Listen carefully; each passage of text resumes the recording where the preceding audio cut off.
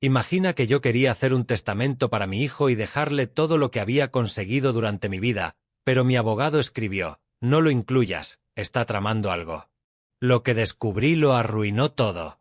Antes de continuar, por favor suscríbete al canal y escribe en los comentarios qué hora es donde estás ahora. Las manos de Lawrence temblaban. Los papeles se desparramaron sobre su escritorio de caoba como pruebas en una escena del crimen.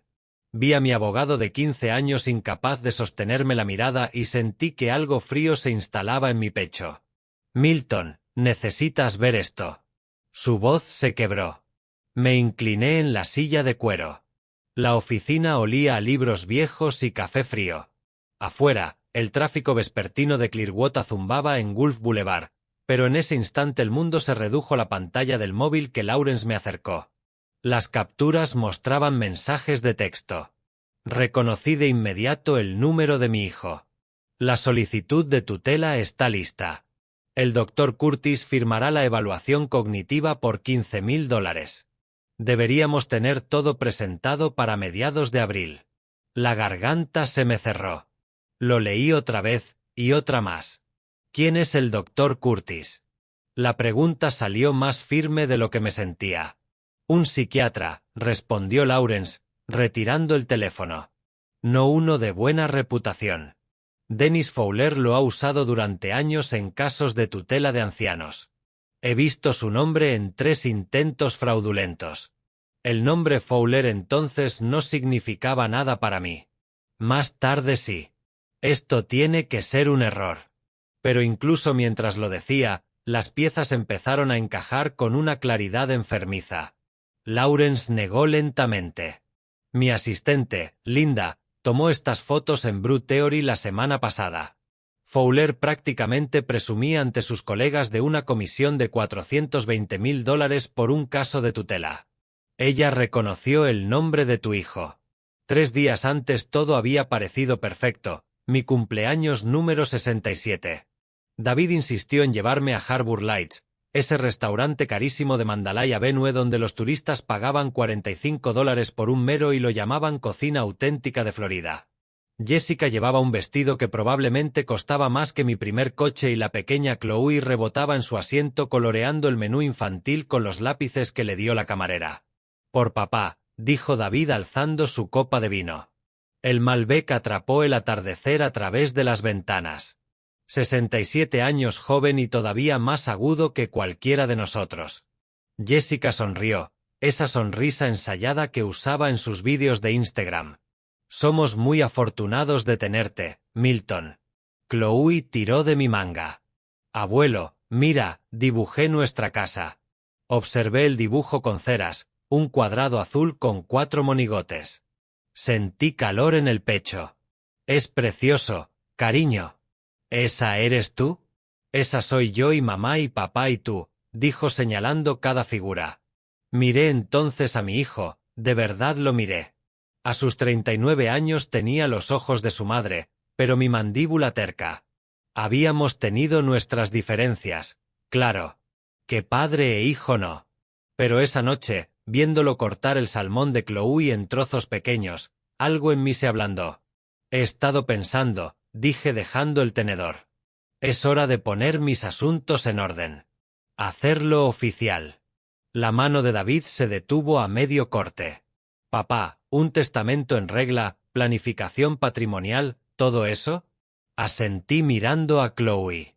Asegurarme de que todo vaya donde debe, a la familia. Los ojos de Jessica brillaron. Oh, Milton, qué maravilla. Es tan responsable por tu parte pensar con antelación. Quiero que lo tengas todo, hijo. Las palabras salieron más fáciles de lo que esperaba. La casa de Sunset Drive, las inversiones, todo lo que construí. Eres mi único hijo. ¿A quién más se lo dejaría? David se levantó de golpe, rodeó la mesa y me abrazó. El abrazo se sintió genuino. Gracias, papá. Significa todo para mí. Jessica me tocó la mano. Cuidaremos de todo muy bien. No tienes que preocuparte por nada. Después pedí tarta de lima. Reímos cuando Chloe se manchó la nariz con nata. David pagó la cuenta, $273 con propina, sin inmutarse. Fue una buena noche, una noche perfecta. Ahora, sentado en la oficina de Lawrence, ese recuerdo se volvió rancio. Sigue leyendo. Lawrence deslizó otra captura. Una vez consigamos la tutela, lo trasladarán a Sunshine Senior Living. Ya tengo un acuerdo preliminar. 6.500 al mes, pero vale la pena mantenerlo al margen mientras liquidamos los bienes. ¿Liquidar bienes? Como si ya estuviera muerto. Hay más. Lawrence abrió un documento. Este es un borrador de petición de tutela urgente presentado por incapacidad mental y peligro para sí mismo. Afirman que tienes demencia. Es una locura. La risa que se me escapó sonó hueca. Llevo mis finanzas como un reloj. Ni siquiera olvido dónde dejo las llaves. Lo sé, dijo Lawrence con expresión sombría. Por eso es fraude. Están buscando un médico que firme lo que quieran por un precio. Mis manos apretaron los brazos de la silla. El cuero crujió. Mi hijo quiere declararme incompetente. Tu hijo, tu nuera y su abogado, Dennis Fowler. Lawrence los enumeró. Es un plan, Milton. Lo he visto antes. Obtienen el control de tus bienes, fingen gestionar tus cuidados, vacían todo y cuando alguien se da cuenta, ya no queda dinero. Las paredes parecían cerrarse. El título de derecho enmarcado detrás de Lawrence se volvió borroso. Pensé en el abrazo de David en el restaurante, la mano de Jessica sobre la mía, el dibujo de Chloe. ¿Por qué harían esto? Pero lo sabía. El BMW Serie 7 que conducía David. Los bolsos de diseñador de Jessica. La casa de alquiler en Palm Ridge que costaba más que la hipoteca de la mayoría. Un estilo de vida que superaba en varios tramos salariales el sueldo de un vendedor de coches. ¿Cuánto tiempo llevas sabiendo esto?, pregunté. Linda vino hace 4 días. He verificado todo desde entonces. Abrió otro archivo. Quería estar seguro antes de decírtelo. 4 días. El día después de mi cena de cumpleaños. Así que cuando entré hoy hablando de hacer el testamento, no podía dejar que pusieras a David como beneficiario. No hasta saber la magnitud de esto. Lawrence por fin me miró. Milton, si lo logran, lo perderás todo. Tu libertad, tu casa, tu autonomía. Te declararán incompetente, te encerrarán en algún sitio y gastarán tu dinero más rápido de lo que lo ganaste. Afuera, el semáforo de Gulf Boulevard se puso en rojo. Los coches se detuvieron. El mundo seguía girando mientras el mío se inclinaba. ¿Qué hago? La pregunta sonó pequeña. Odié lo pequeña que sonó. Vamos a contraatacar, dijo Lawrence enderezándose, pero primero necesitamos información. No dejes que sepan que lo sabes. Actúa normal. Yo reuniré pruebas. Hizo una pausa. ¿Puedes hacerlo? Fingir que todo está bien. Pensé en 39 años de cumpleaños, enseñar a David a montar en bici en Clearwater Beach, su graduación, explicarle lo básico de finanzas al comprar su primer coche. La esperanza que siempre tuve de que, pese a todo, pese a la distancia, seguíamos siendo padre e hijo. Sí. Me levanté. Las piernas estables aunque nada más lo estaba. Puedo hacerlo. El camino a casa tomó 12 minutos. Los conté. Mi casa en Sunset Drive estaba quieta, a oscuras salvo por la luz del porche que instalé el verano pasado, la que David llamó innecesaria y un desperdicio de electricidad. Me senté en mi camioneta y recordé algo de los últimos meses. Jessica preguntando por mi memoria, si repetía cosas. David sugiriendo un chequeo. Comentarios casuales sobre tener a alguien que ayudara con mis cuentas. Estaban construyendo su caso. La realización me golpeó. Esto no era impulsivo. Era planificado, metódico. Llevaban meses trabajando en esto, preparando el terreno, creando una narrativa, y yo casi les entrego todo en bandeja. A la mañana siguiente hizo frío. Preparé café y vi el amanecer pintar Clearwater de rosa. Mis manos estaban firmes al servirlo. Eso me sorprendió. David llamó a las 9:15. Hola, papá. Solo quería saber cómo estás. Su voz sonaba alegre. Demasiado. ¿Cómo te sientes? Bien, hijo. ¿Por qué no habría de sentirme bien? Pausa. Por nada. Jessica y yo pensábamos pasar luego, quizás sobre las 3. Nunca venían sin avisar. Claro, aquí estaré. Genial. Nos vemos. Colgué y me quedé mirando el móvil. El aviso de Lawrence resonó. Actúa normal. No dejes que lo sepan. Llegaron a las 3:02. Jessica traía una cazuela cubierta con papel de aluminio. David llevaba a Chloe de la mano. La imagen perfecta. Trajimos la cena, dijo Jessica sonriendo. Pollo tetrazzini. Tu favorito, ¿verdad? Nunca mencioné que me gustara el pollo tetrazzini. ¡Qué detalle! Mientras Jessica hacía ruido en mi cocina, David deambulaba. Movimientos casuales, pero los noté. Miró mi correo, levantó un extracto bancario, lo dejó, recorrió el salón como midiendo metros cuadrados. La casa está bien, papá, dijo pasando la mano por la estantería. ¿La estás manteniendo bien? La casa está perfecta. Ya, pero a tu edad, se frenó. Quiero decir, es mucha casa para una persona. ¿Has pensado en reducir? Reducir. La palabra sabía amarga. No especialmente. Jessica salió desde la cocina. Milton, ¿dónde guardas los papeles del seguro? Pensé que deberíamos revisar tu cobertura, asegurarnos de que todo esté al día. Mi seguro no era asunto suyo. En mi despacho. Ya lo revisaré. Ella miró a David. Una mirada rápida, significativa. Se quedaron 1 hora. Jessica hizo fotos de mi cocina diciendo que quería recordar el diseño para su reforma. David preguntó por el título de mi coche, mis cuentas de jubilación, si había actualizado la póliza del hogar. Chloe coloreaba ajena a los buitres. Tras irse, encontré documentos movidos en mi escritorio. Mi hijo fotografió mis papeles. 2 días después, Gerald Foster llamó a mi puerta. 71 años, juez retirado del condado y vecino desde hacía 12. Llevaba una bolsa de naranjas. Traje cítricos. Me estudió la cara. Te veo cansado, Milton. No he dormido bien.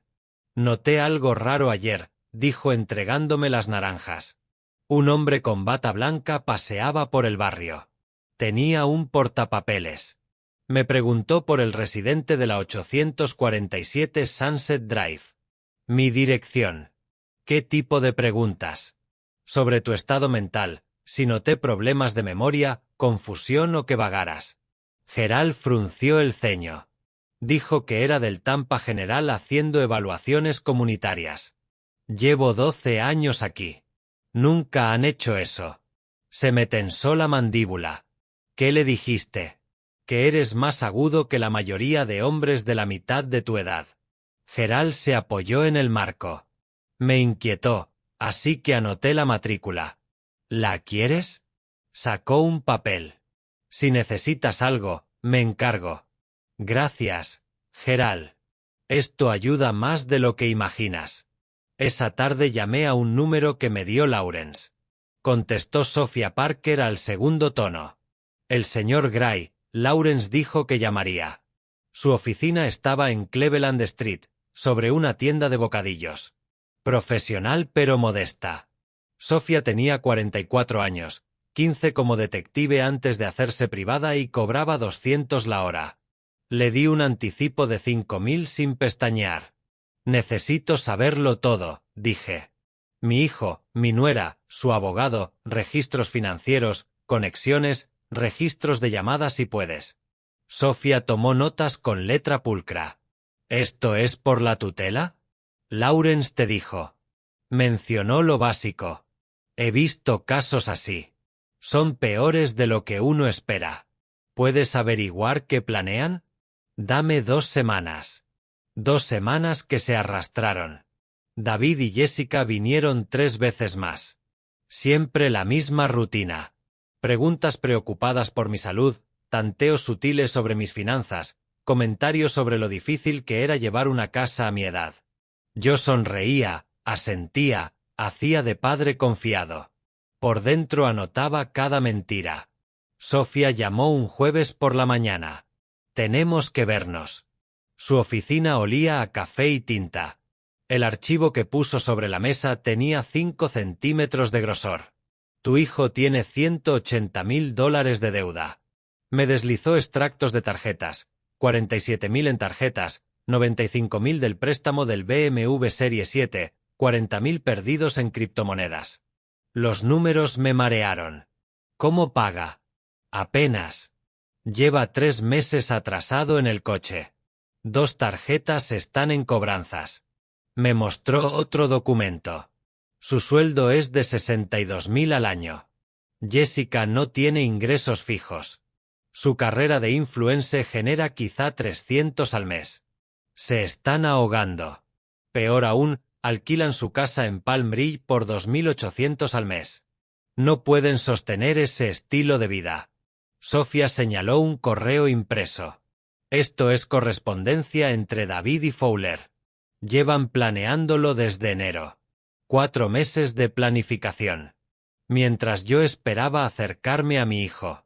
Fowler se especializa en lo que él llama recuperación de activos mediante tutela protectora. Busca ancianos con bienes y sin supervisión familiar cercana. Recluta a algún pariente dispuesto a solicitar la tutela y luego se reparten el botín. ¿Botín de qué? De todo. Con la tutela controlan tus bienes por completo. Se pagan honorarios, venden tus propiedades, vacían cuentas. Cuando alguien lo cuestiona, el dinero ya desapareció. Apreté los puños. ¿El médico que vio Gerald? El doctor Raymond Curtis, psiquiatra de Tampa. Firmó 17 tutelas en 3 años. Me mostró una foto. Por 15.000 te diagnostica lo que necesiten: demencia, psicosis, incompetencia. Eso es fraude. Es delito, pero difícil de probar hasta después. Me enseñó más documentos.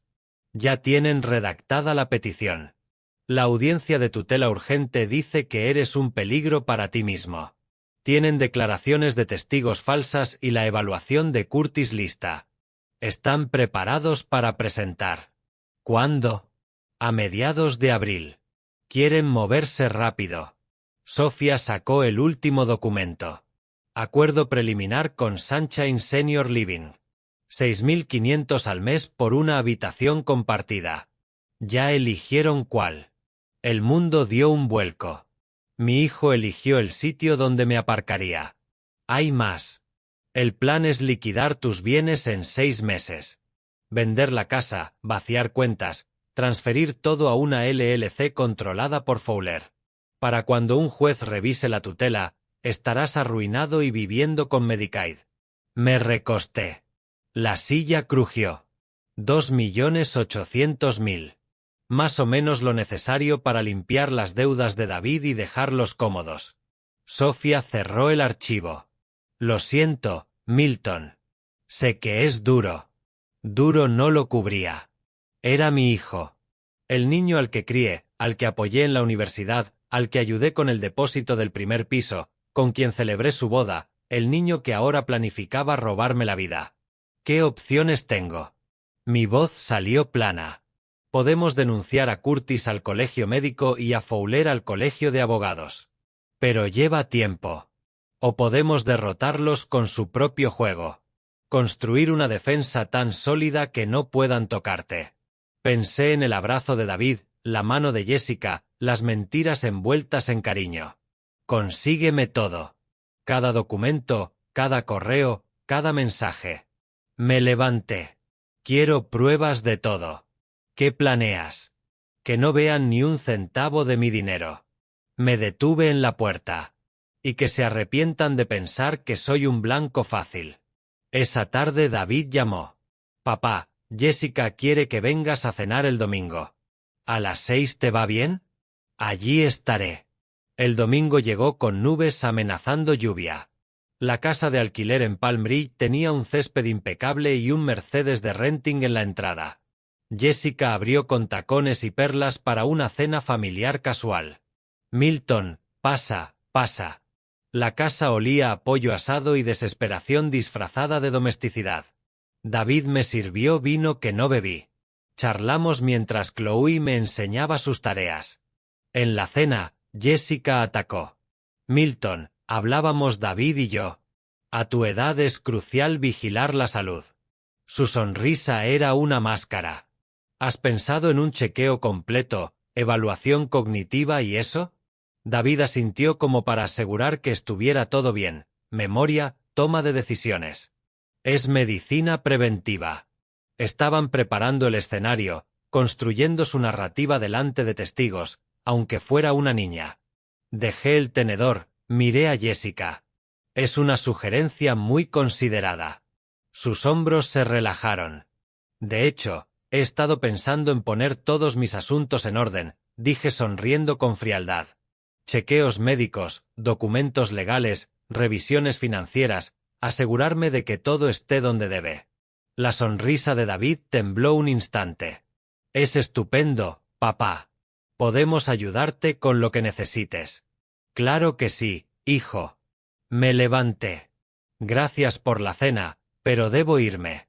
Jessica me acompañó a la puerta. Piensa en ese chequeo, Milton. Queremos lo mejor para ti.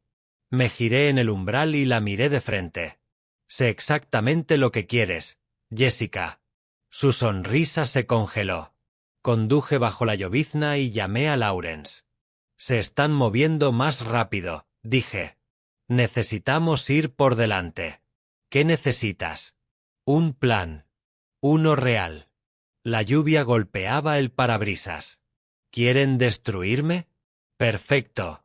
Veamos cómo les sienta que los destruya yo. Lawrence guardó silencio un segundo. ¿Estás seguro, Milton? Una vez empecemos. Estoy seguro.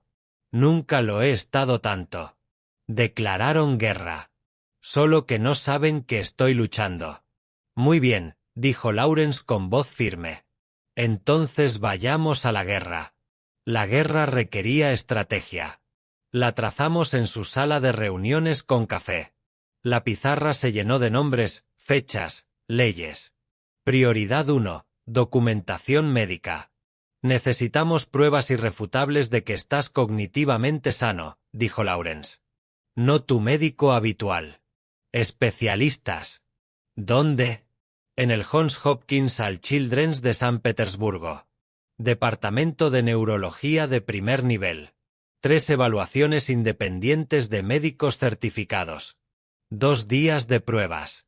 Función cognitiva, memoria, revisión neurológica completa. Las pruebas fueron agotadoras. Pasé 6 horas en una sala respondiendo preguntas, resolviendo acertijos, recordando listas de palabras. La doctora Patricia Williamson me observó resolver ejercicios espaciales como si buscara grietas en un dique. Señor Gray, ¿en qué año estamos? 2025. ¿Quién es el presidente? Respondí correctamente cada vez. La neuroimagen tomó 4 horas más. Resonancia, tomografía, lo necesario. Facturaron 4.300 a mi seguro. Valió cada centavo. La doctora Williamson me entregó personalmente los resultados. Su función cognitiva es excepcional para su intervalo de edad. Las pruebas de memoria la sitúan en el percentil 96. No hay signos de demencia, Alzheimer ni deterioro cognitivo de ningún tipo. Me entregó el informe oficial. Quien haya sugerido lo contrario está equivocado o miente. Oh, mienten, doctora. Créame. El segundo movimiento fue la protección financiera. Lawrence trajo a un abogado de fideicomisos llamado Richard Montgomery, 63 años, Yale, especializado en protección de activos para personas de alto patrimonio. Un fideicomiso revocable en vida saca los bienes de la sucesión, explicó en su despacho con vistas al puerto de Clearwater. Más importante aún, vuelve prácticamente inútil cualquier tutela sobre los bienes. El fideicomiso es el dueño de todo, no usted personalmente. ¿Pueden impugnarlo? Pueden intentarlo, pero lo está creando mientras está demostrablemente competente. Señaló mi expediente médico apilado en su mesa. Estos informes están fechados, firmados, son completos. Cualquier tribunal reconocerá este fideicomiso como la voluntad legítima de una mente sana. Traspasamos todo. La casa de Sunset Drive, las cuentas de inversión con Raymond James que sumaban 1.900.000, mis cuentas corriente y de ahorro en SunTrust, otros 400.000, el dinero de la venta de Little Scales Dacker en el año 2019, aún en un fondo de Vanguard, cerca de 500.000. $2.800.000 pasaron al fideicomiso revocable en vida de Milton Gray, con Lawrence Bennett como fideicomisario sucesor. El papeleo tardó 3 días en completarse. El sello de la notaría se sintió como levantar un escudo. ¿Y ahora qué?, le pregunté a Lawrence. Ahora reunimos munición. Abrió en su portátil el último informe de Sofía. Dennis Fowler tiene 3 quejas formales ante el Colegio de Abogados de Florida. 2 por mala gestión de fondos de clientes, 1 por representación fraudulenta en un caso de tutela. ¿Por qué sigue ejerciendo? El colegio se mueve despacio, pero Sofía encontró algo mejor. Lawrence giró la pantalla hacia mí. Linda Hayes, ¿la recuerdas? La exsecretaria de Fowler que nos advirtió. Está dispuesta a declarar. Fowler le debe 11.000 en salarios atrasados. Tiene correos, grabaciones, todo. Mientras tanto, David y Jessica aceleraron su calendario. David llamaba 2 veces por semana. Cada conversación venía salpicada de preocupación. Papá, suenas cansado. ¿Estás durmiendo bien? Bien, hijo. Quizá deberías ver a alguien, hablar un poco. Me tragué la respuesta que quería darle. Lo pensaré. La segunda semana Jessica me escribió por Facebook un mensaje largo y enredado sobre la responsabilidad familiar y asegurarse de que yo estuviera bien cuidado y cómo habían notado cambios en mí. Sugería nombres de médicos. Uno era el doctor Raymond Curtis. Guardé el mensaje. Prueba para más adelante. Gerald pasó con más naranjas e información. Ese hombre de la bata volvió. Habló con los Henderson, 3 casas más allá. Las mismas preguntas sobre ti. ¿Y qué dijeron los Henderson? Que eres la persona más organizada de la calle y que ojalá sus hijos fueran la mitad de responsables. Gerald me examinó. Milton, ¿qué está pasando? Hay gente intentando aprovecharse. Cogí las naranjas. Lo estoy manejando. Si necesitas un testigo de carácter, puede que sí. Gracias, Gerald. La trampa se cerró más un martes por la tarde. Estaba podando la bugambilla del jardín cuando se detuvo un Honda Accord plateado. El hombre que bajó llevaba pantalones caqui y un polo con el logo de la Asociación de Veteranos de la Bahía de Tampa. ¿El señor Gray, Milton Gray? Yo mismo. Me tendió la mano. Doctor Raymond Curtis. Estoy haciendo revisiones de salud gratuitas para veteranos de la zona. ¿Tiene unos 15 minutos para una evaluación rápida? Así que este era su movimiento. Revisión gratuita, conseguir que dijera algo que pudieran tergiversar. Sonreí y le di la mano. Claro, doctor. Pase. Mi móvil ya estaba grabando en el bolsillo de la camisa. Lawrence insistió en que lo tuviera siempre listo. Una app de grabación por voz lo subía todo a la nube. El doctor Curtis se acomodó en mi sofá. Sonrisa profesional. Portapapeles preparado. Es solo una revisión básica de bienestar cognitivo. Nada invasivo. Se lo agradezco. ¿Qué edad tiene, Milton? 67. ¿Y vive solo? Sí. Anotó. ¿Algún familiar cerca? Mi hijo y su familia, a unos 10 minutos. ¿Y le visitan con frecuencia? Lo suficiente, respondí con tono neutro. Bien, bien. El apoyo familiar es crucial. Se inclinó hacia adelante. ¿Ha notado problemas de memoria últimamente? Citas que olvida, cosas que pierde, ese tipo de cosas. No puedo decir que sí. ¿Y confusión? Momentos en los que no sepa dónde está o en qué día vive. No. Su bolígrafo se detuvo un segundo. ¿Dificultades para manejar sus finanzas, facturas, cuentas, ese tipo de cosas? Mis finanzas están en perfecto orden. Claro, pero a veces la gente no se da cuenta. Se corrigió. Quiero decir, a su edad es natural que las cosas se vuelvan abrumadoras. Mucha gente se beneficia de que la familia le ayude con la gestión diaria. Ahí estaba la narrativa. Doctor Curtis, me recosté. ¿Quién le ha remitido a mí? Esto es un programa de alcance comunitario a través de la Asociación de Veteranos. Correcto. Curioso. Los llamé ayer. No han oído hablar de usted. Su expresión vaciló un instante. Debe de haber algún malentendido. Ningún malentendido por mi parte. Sonreí. La sonrisa no llegó a los ojos. Pero le agradezco que haya pasado. Me aseguraré de mencionar esta visita a mi abogado. Curtis se levantó de golpe. Bueno, si no le interesa la revisión. Oh, me interesa mucho, solo que no el tipo de revisión que usted ofrece. Lo acompañé a la puerta. Dígale a Dennis Fowler que Milton Gray no es tan fácil de engañar como pensaba. El color desapareció del rostro de Curtis. Se fue sin decir palabra. El Honda salió del bordillo más rápido de lo necesario. Llamé enseguida a Lawrence. Curtis acaba de intentar evaluarme. Tengo toda la conversación grabada. Perfecto.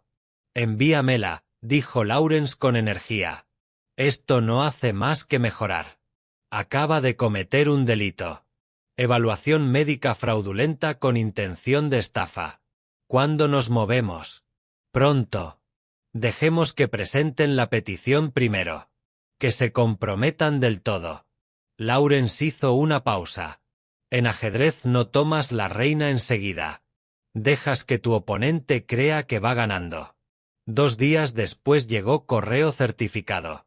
Membrete oficial de la oficina del secretario del condado de Pinellas.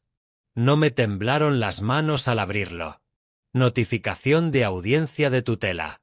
Número de caso 2025 CP. Solicitante, David Michael Gray. Demandado, Milton James Gray. Fecha de audiencia, 15 de abril de 2025, 10 de la mañana. Jueza Sandra Morrison.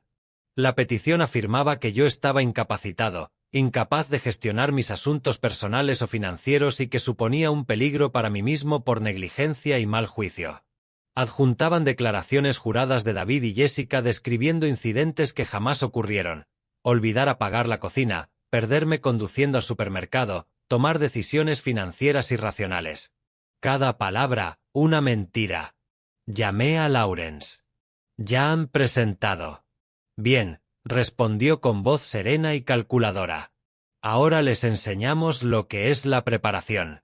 Mañana presento nuestra respuesta. Historial médico, documentos del fideicomiso, testigos de carácter, todo, además de una denuncia formal contra Curtis y Fowler ante el Colegio Médico y el Colegio de Abogados de Florida. ¿Y la audiencia? Estaremos allí. Le oí sonreír. Y Milton, ponte tu insignia de la estrella de bronce, la de tu servicio en los marines. Los jueces se fijan en cosas así. Colgué y volví a mirar la notificación. 15 de abril. 3 semanas. David y Jessica pensaban que estaban a punto de ganar. Habían presentado su petición, alineado a su médico corrupto, preparado sus pruebas falsas. En su mente, la trampa se había cerrado sobre el anciano indefenso. No tenían idea de que yo había construido otra trampa aún más grande alrededor de ellos. Saqué el móvil y le envié un mensaje a Lawrence. Vamos a destruirlos. Su respuesta llegó al instante. Con mucho gusto. 3 semanas se sintieron como 3 años. El 15 de abril llegó con un cielo sin nubes y temperaturas rondando los 35 grados. Me vestí con cuidado aquella mañana. Traje azul marino, camisa blanca, la estrella de bronce en la solapa. La insignia captó la luz del sol mientras me revisaba en el espejo. Lawrence lo había preparado todo. Llegamos al juzgado del condado de Pinellas en Court Street media hora antes. La fachada de piedra caliza imponía al calor de la mañana. Lawrence me recibió en la entrada con otros 2 abogados, Jonathan Pierce y Rachel Hartman, ambos de su firma. 3 abogados, alcé una ceja. Ellos han traído su munición. Nosotros traemos un arsenal, dijo ajustando su maletín. Jonathan lleva temas de derecho de mayores. Rachel se especializa en fraudes. Confía en mí. Nos sentamos en la sala 4B, olía a madera vieja y aire acondicionado luchando contra la humedad de Florida. El estrado de la jueza Morrison dominaba la sala, aún vacío. David y Jessica llegaron 10 minutos después. Dennis Fowler caminaba entre ellos, como un pastor guiando ovejas.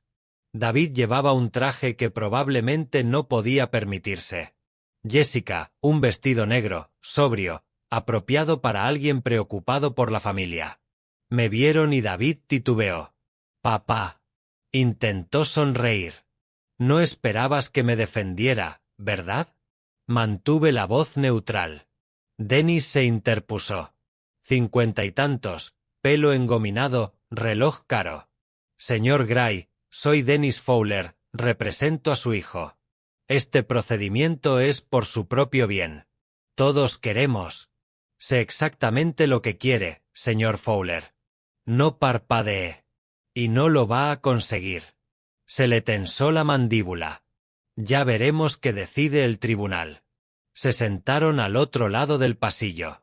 Jessica susurraba nerviosa, las manos moviéndose en gestos bruscos. David miraba al frente, la falsa seguridad evaporándose como el rocío. El alguacil llamó al orden. Entró la jueza Morrison. 50 y tantos, pelo gris acero, expresión de quien ha escuchado todas las mentiras posibles y no se cree ninguna. Caso 2025. Gray contra Gray, tutela solicitada por el hijo sobre el padre, leyó. Esta es una vista preliminar para determinar si procede una tutela de urgencia. Señor Fowler, puede empezar. Dennis se levantó. Su alegato inicial me pintó como un anciano confundido, en declive. Citó las declaraciones de David y Jessica, la cocina olvidada, las veces perdido, las decisiones financieras preocupantes. Mencionó la evaluación preliminar del Dr. Curtis sugiriendo deterioro cognitivo. Su señoría, el señor Milton Gray necesita protección inmediata contra sus propias facultades deterioradas. Su hijo, por amor y preocupación, solo busca garantizar su seguridad y bienestar. La actuación era pulida, ensayada. Jessica se secaba los ojos con un pañuelo. David asentía con gravedad en los momentos justos. La jueza miró hacia nuestro lado. Señor Bennett. Lawrence se levantó. Los otros 3 abogados se levantaron a la vez. El movimiento sincronizado causó impacto. Su señoría, esta petición no trata de proteger al señor Gray. Trata de explotarlo. La voz de Lawrence resonó en la sala. El solicitante y su abogado han incurrido en fraude sistemático, fabricación de pruebas y conspiración para cometer abuso financiero a un anciano bajo el artículo 825.103 de Florida. Dennis saltó. Su señoría, esa acusación es muy grave. Entonces quizá debería habérselo pensado 2 veces antes de ponérnoslo tan fácil de demostrar. Lawrence sacó un documento. Presento evaluaciones médicas completas de Johns Hopkins al Children's, con fecha de hace 3 semanas. 3 médicos certificados evaluaron de manera independiente la función cognitiva del señor Gray. Los 3 concluyeron que no tiene signos de deterioro, demencia ni incapacidad. Entregó el informe al alguacil. El gesto de la jueza se endureció al leer. Además, continuó Lawrence, tengo aquí una grabación del Dr. Raymond Curtis intentando realizar una evaluación fraudulenta. Pulsó en su portátil. Mi voz llenó la sala. Dr. Curtis, ¿quién le ha remitido a mí? Respuesta grabada. Esto es un programa de la Asociación de Veteranos. Correcto. Curioso, los llamé ayer. No han oído hablar de usted. El silencio tras la grabación fue absoluto. David se puso pálido. El pañuelo de Jessica se quedó a medio camino. Dennis parecía haber tragado cristal. La jueza se inclinó. ¿Está el Dr. Curtis presente? No, Su señoría. Actualmente está siendo investigado por el Departamento de Salud de Florida, respondió Lawrence con una sonrisa fina. Presentamos la denuncia ayer. Resulta que ha firmado 17 valoraciones sospechosas en 3 años, cada una por una tarifa de $15,000. Su señoría, intentó Dennis. No he terminado. Lawrence sacó más papeles. El señor David Gray arrastra $180,000 de deuda, tarjetas, préstamos, criptomonedas. Su sueldo como vendedor de coches es de $62,000 al año. No puede sostener su nivel de vida y lleva 3 meses de retraso en pagos importantes. Puso los informes de crédito sobre la mesa. Las cifras brillaron bajo las luces. Su motivo para esta tutela es simple: acceder a los $2,800,000 del patrimonio de su padre. El señor Fowler recibiría un 15% en honorarios de consultoría. Aproximadamente $420,000. La mano de Jessica voló al brazo de David. Su susurro se oyó: «Me dijiste que esto funcionaría». Señora Gray, la voz de la jueza cortó como acero. Hablará cuando se le llame. Lawrence aún no había terminado. Presentó los documentos del fideicomiso. 3 semanas atrás, el señor Gray, estando plenamente competente, creó un fideicomiso revocable en vida. Todos sus bienes han sido transferidos. Incluso si este tribunal concediera tutela sobre su persona, cosa que no debería, no hay bienes que gestionar. Están protegidos. El reloj caro de Fowler destelló al apretar la mesa. Su caso se desmoronaba en directo. Por último, su señoría, la voz de Lawrence bajó de temperatura. El señor Fowler tiene 3 quejas pendientes ante el Colegio de Abogados. 2 por mala gestión de fondos. 1 por representación fraudulenta en otra tutela. Su antigua secretaria, Linda Hayes, está preparada para declarar sobre los esquemas de abuso a ancianos que él ha dirigido durante años. La jueza se quitó las gafas, se frotó el puente de la nariz. Señor Fowler, ¿tiene algo que decir? Dennis se levantó despacio. La seguridad ensayada había desaparecido. Su señoría, creíamos de buena fe. Tenía codicia, señor Fowler, no buena fe, lo cortó la jueza. Esta petición queda denegada. Además, ordeno una investigación inmediata de la Fiscalía sobre posible fraude, conspiración y abuso a ancianos. Miró a David y Jessica. Señor y señora Gray, han intentado defraudar a su propio padre mediante testimonio falso y pruebas fabricadas. Les sugiero que consigan otro abogado, porque el señor Fowler va a tener problemas serios. El mazo golpeó. El sonido retumbó. David se quedó inmóvil, entre gris y blanco. Jessica rompió a llorar. Lágrimas de pánico, no de actuación. Fowler recogió papeles con manos temblorosas, ya calculando su propia defensa. Fuera de la sala, David me alcanzó en el pasillo. «Papá, por favor, puedo explicarlo». ¿Explicar qué? Me giré hacia él. ¿Cómo planeabas declararme incompetente? ¿Cómo pensabas aparcarme en Sunshine Senior Living por $6,500 al mes mientras vendías mi casa?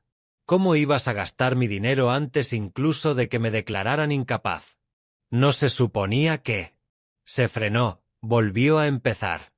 Jessica, no culpes a tu mujer por tu avaricia, David. Mi voz se mantuvo nivelada, helada. Querías mi dinero más de lo que querías un padre. Enhorabuena. No tienes ni lo uno ni lo otro. Jessica se abrió paso, el rímel bajándole en ríos negros por las mejillas. Es culpa tuya, le gritó. Dijiste que era infalible. Dijiste que nunca se enteraría. Contrólate, siseó David. Contrólate. Acabamos de perderlo todo. La jueza dijo fraude. ¿Sabes lo que significa? Discutían en susurros que no eran susurros. Lawrence me tocó el codo. Vámonos. Mientras nos alejábamos, oí a David llamar, papá, espera. No me giré.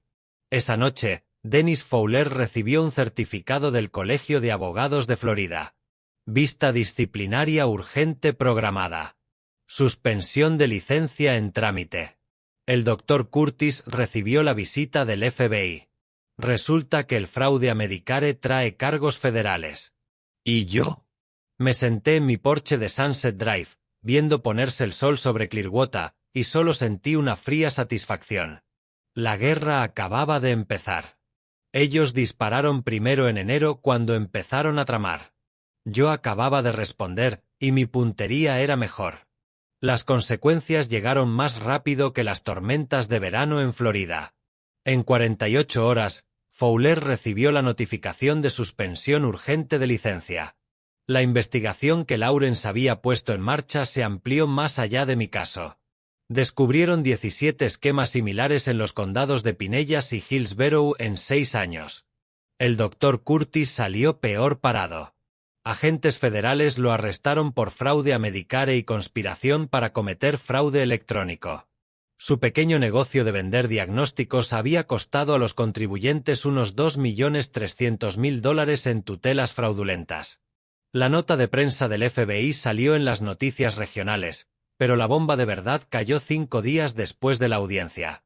El Tampa Bay Times sacó la historia en la página 3. El titular hizo que el café me supiera mejor. Hombre de Clearwater intenta defraudar a su propio padre mediante tutela falsa. El artículo no nombraba a David directamente, ética periodística y todo eso, pero los detalles eran lo bastante específicos para que cualquiera en Clearwater uniera los puntos. Veterano con estrella de bronce, dueño de una guardería de éxito, hijo ahogado en deudas, abogado con historial de abusos a ancianos. Gerald me llevó el periódico esa mañana. Vi esto y pensé en tu situación, dijo señalando el artículo. Aquí pone que el veterano tiene una estrella de bronce. Ese podría ser tú. Alzó las cejas. Milton, ¿por qué nunca lo dijiste? No me pareció relevante. Doblé el periódico. Historia antigua. No tan antigua si alguien intenta robarte porque cree que eres un blanco fácil, replicó Gerald sentándose en mi sillón del porche sin pedir permiso. ¿Sabes qué se comenta en el centro comunitario? Me lo imagino. Los Henderson lo pillaron, se lo contaron a los Johnson, y ahora todos hablan, dijo. La reputación de tu hijo está acabada en este pueblo. Sentí un chispazo de algo. No exactamente culpa. Quizá la conciencia de que había lanzado una bomba nuclear donde una más pequeña habría bastado. Pero luego recordé los documentos judiciales, las historias inventadas, el plan para encerrarme en Sunshine Senior Living mientras liquidaban todo lo que había construido. El chispazo se apagó. Esa reputación se la ganó, Gerald. El jefe de David, por lo visto, pensaba igual. En Prestige Motors lo llamaron 3 días después de la audiencia. El gerente de ventas, un tal Tom Rodríguez, había recibido quejas de clientes que habían sabido leer entre líneas en el artículo. Lo sé porque David me llamó esa noche. Papá, por favor. Me ponen en prueba. Rodríguez dice que los clientes ya no confían en mí. La voz se le quebró. Estoy a punto de perder el trabajo. Entonces te sugiero que busques otro. Tú podrías arreglar esto. Decirle a la gente que fue un malentendido. ¿Lo fue? Dejé la pregunta flotando. ¿Fue un malentendido cuando le dijiste al juez que olvidé apagar la cocina? ¿Cuando aseguraste que me perdí yendo a Publix? ¿Cuando firmaste papeles para encerrarme en una residencia? Silencio al otro lado. Eso pensaba. Colgué. El Instagram de Jessica se vino abajo todavía más rápido.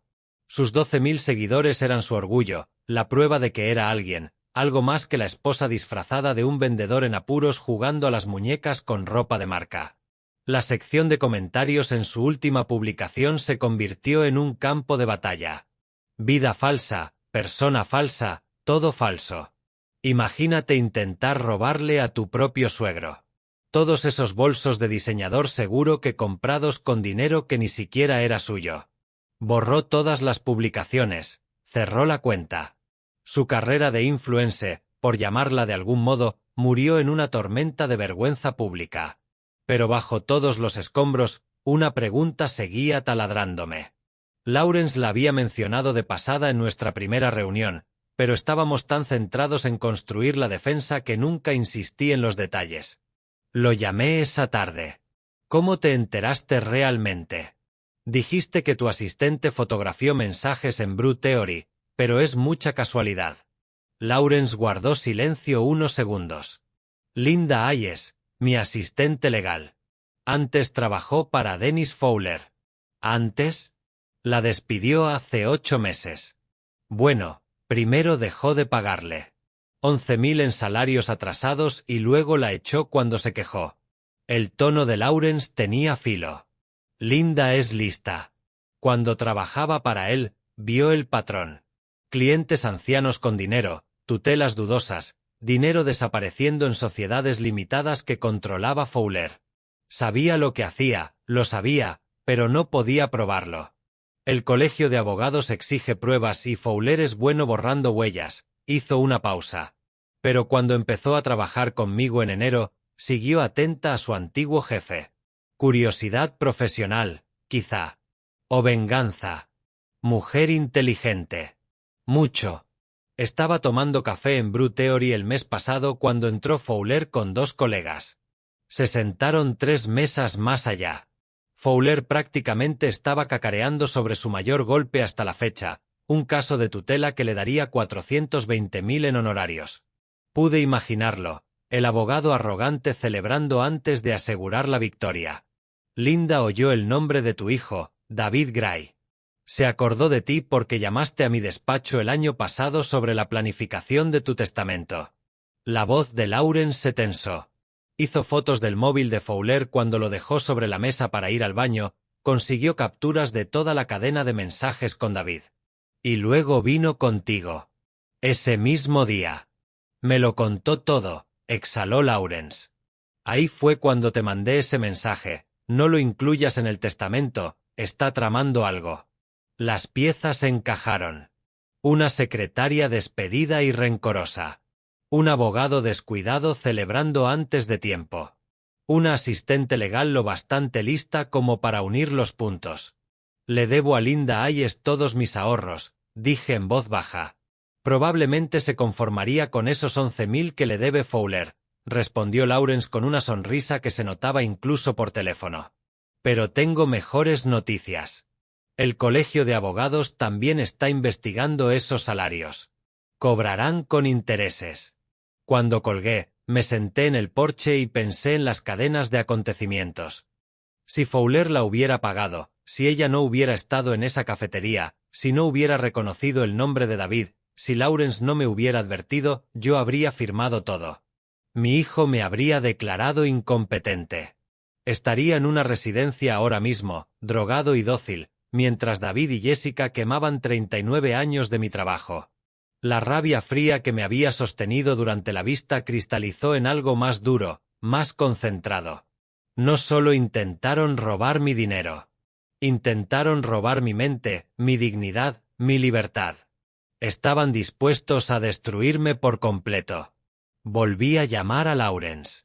Quiero presentar una demanda civil. ¿Contra quién? David, Jessica, los dos. Apreté la mandíbula.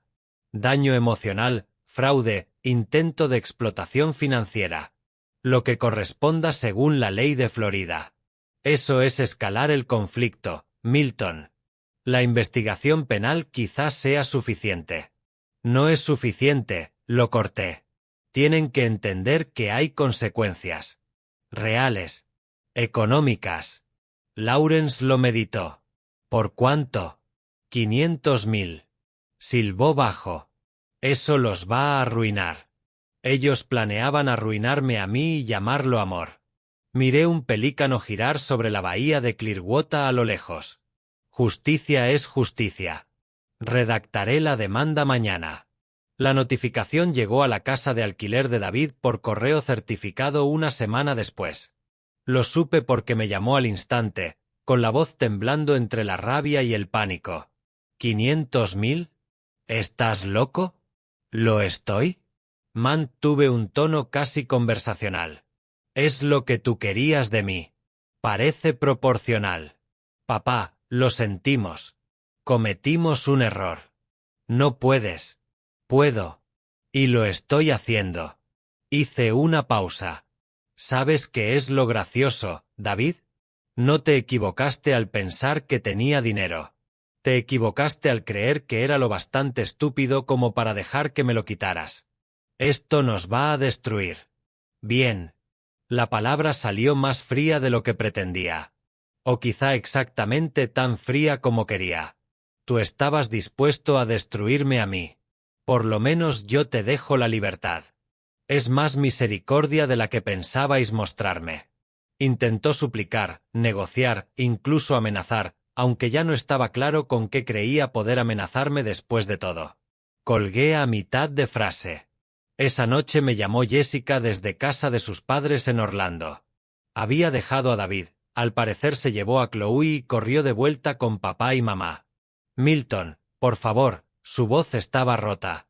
Sé que lo que hicimos estuvo mal. Lo sé. Pero Chloe pregunta por ti todos los días. Echa de menos a su abuelo. Eso dolió. La primera herida real que conseguían hacerme. Pásamela, dije.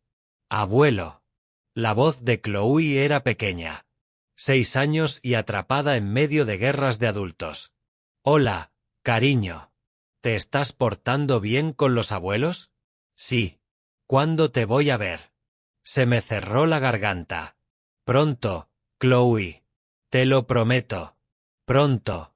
Después de colgar me quedé sentado en el silencio de mi casa de Sunset Drive, preguntándome si ganar se sentía igual de vacío para todos. Lawrence presentó la demanda civil a la mañana siguiente. 500.000 más costas. El notificador localizó a David en Prestige Motors en su pausa de comida. Al parecer vomitó en el aparcamiento al leerla. Gerald me relató ese detalle con el placer culpable de quien disfruta de un buen chisme. Tom Rodríguez le dijo a los Henderson que probablemente van a despedir a David. No pueden tener a un empleado que asusta a los clientes y vomita delante del concesionario. Parece que David está teniendo una mala semana, comenté. Parece que David se ha ganado una mala semana, replicó Gerald, mirándome de cerca. ¿Estás bien con todo esto? ¿Lo estaba? Había ganado la batalla. Protegido mis bienes. Expuesto su fraude. Mi hijo se estaba desmoronando profesional y personalmente. Su esposa lo había dejado. Su reputación estaba arruinada. Se cernían cargos penales. Ahora la bancarrota civil amenazaba. Estoy bien, dije. Gerald no pareció convencido, pero no insistió. Esa noche soñé con enseñarle a David a montar en bicicleta. Tenía 7 años, un crío flaco, con las rodillas raspadas y mucha determinación. Yo sujetaba el sillín mientras pedaleaba, corriendo a su lado hasta que encontró el equilibrio. Cuando por fin avanzó solo, se giró hacia mí con pura alegría. Lo hice, papá. ¿Lo viste? Me desperté enfadado. Enfadado con él por obligarme a recordar cuando era bueno. Enfadado conmigo por importarme. La guerra no había terminado, pero la siguiente fase estaba a punto de empezar. Sofía llamó 3 semanas después con una noticia que me alegró la mañana. Encontré algo interesante en los registros financieros de David. Me senté en la silla de la cocina. Te escucho. Ese BMW Serie 7 que conduce, en la solicitud del préstamo declaró ingresos anuales de 98.000, dijo ella mientras se oían papeles al otro lado. Su W2 real de Prestige Motors marca 62.000. Eso es fraude. Aún hay más. Declaró el valor del coche en 115.000. La guía de valoración lo sitúa en 87.000 como máximo. Sofía hizo una pausa teatral. Infló tanto sus ingresos como el valor de la garantía. La cooperativa de crédito de Tampa Bay le dio 95.000 basándose en datos falsos. Entonces recordé algo. Años atrás, cuando Little Scholars Ducker iba viento en popa, ofrecí plazas de guardería gratuitas a familias militares. La directora del programa de la base aérea de MacDill me lo agradeció con una nota manuscrita. Su marido trabajaba en la cooperativa de Tampa Bay, si no recordaba mal, jefe de sucursal. ¿Puedes enviarme los documentos del préstamo? Ya están en tu correo, respondió. Esa tarde redacté un mensaje cuidadoso. No acusatorio, solo preocupado. Un padre que descubre que su hijo quizá cometió errores en una solicitud de crédito y quiere avisar al banco antes de que nadie salga perjudicado. Pulsé enviar y esperé. El departamento de fraude de la cooperativa se movió más rápido de lo que imaginaba. En 5 días David recibió una carta certificada exigiendo revisión completa del préstamo y documentación de sus ingresos. Le daban 10 días hábiles para justificar o se enfrentarían a la aceleración del crédito, dicho en cristiano: págame los 95.000 ya o te quito el coche. David no tenía 95.000. No tenía ni 9.000. Gerald fue testigo de la llegada de la grúa al alquiler de David un miércoles por la mañana. Un camión plataforma tardó 15 minutos en cargar el BMW. Gerald negó con la cabeza. Tu hijo se quedó en el camino de entrada, en bata, mirando. Ni siquiera intentó pararlos. ¿Cómo se le veía? Como un hombre que se quedó sin opciones, dijo Gerald. Me miró con atención. Tú tuviste algo que ver, ¿verdad? Puede que mencionara algunas discrepancias a las personas adecuadas. Implacable, Milton. Ellos intentaron declararme mentalmente incompetente y encerrarme. Bebí un sorbo de café. Perder un coche me parece proporcional. Pero no había terminado. Sofía había encontrado otra cosa.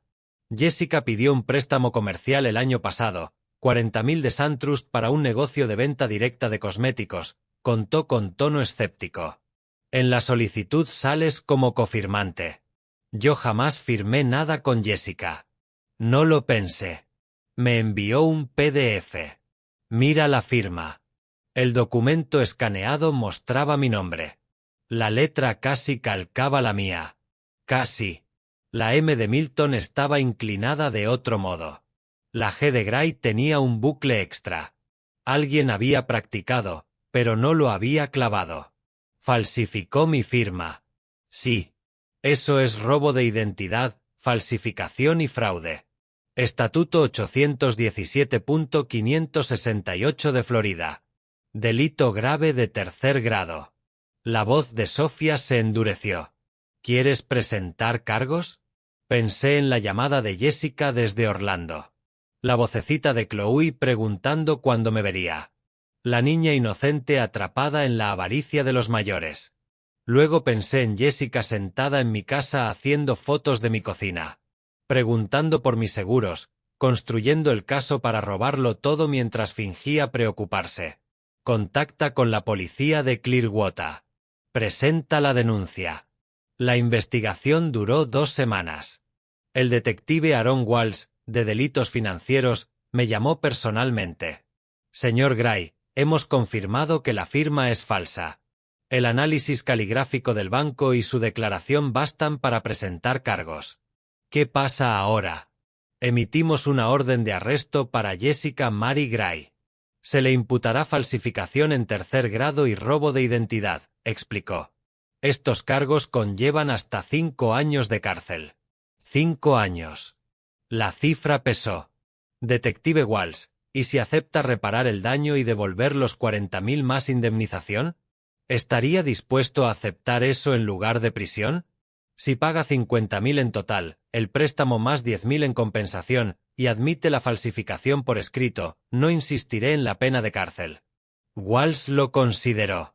Hablaré con su abogado, a ver si le interesa el acuerdo. A Jessica le interesó mucho.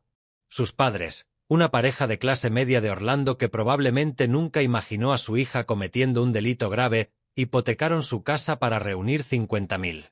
El dinero entró en mi cuenta un viernes. Jessica firmó una confesión notariada admitiendo que falsificó mi firma. El documento se presentaría ante el juzgado, pero quedaría sellado según el acuerdo. Me llamó después de firmar. Espero que estés contento, Milton. ¿Contento? Reí sin humor. Jessica, falsificaste mi firma para robar 40.000. Participaste en un plan para declararme incapaz. Ayudaste a tu marido a intentar destruir mi vida. ¿Y crees que el villano soy yo por no dejarte salir impune? Estábamos desesperados.